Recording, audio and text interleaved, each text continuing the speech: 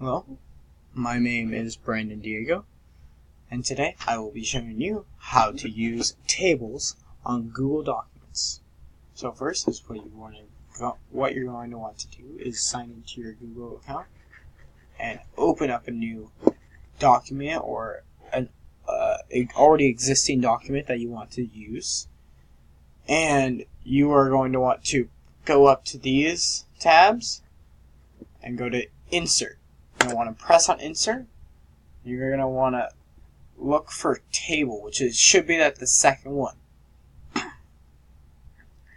And then you're going to want to go along Table and go to here.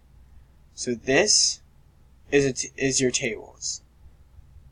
So what you can do is you can either go by one, there you go, type whatever you want in it, or you can also do a 20 by 20. How you do that is you would go from the 1 by 1 and scroll in a diagonal direction all the way, and if it's like 1420, you want to move to the right, or if it's like 2016, you want to move to down all the way to 2020, and then you will add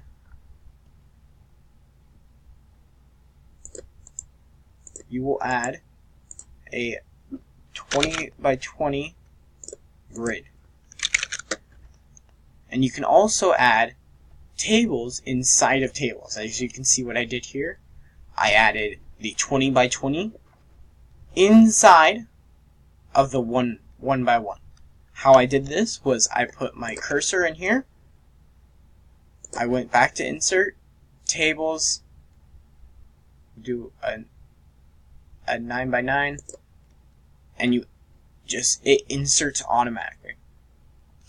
And that is how you use tables in documents. Thank you, and have a wonderful day.